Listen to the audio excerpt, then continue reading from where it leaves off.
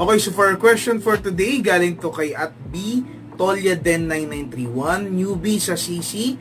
Anong magandang credit card ngayon na walang annual fee talaga, di kailangan na may ibang credit card, may credit to cash, may iba pang benefits. Okay, when it comes to no annual fee credit cards, ang talagang mga sikat dyan is sila Union Bank U Visa, nandyan din sila PNB Silo, sila AUB EC Classic. So yan yung mga no annual fee for life na credit card na hindi mo kailangan na mag-spend ng specific amount para makuha yung promo na yon, kasi talagang no annual fee for life siya. Ang maganda kay AUB, pati na rin kay China Bank Freedom is that nag-earn din siya ng points.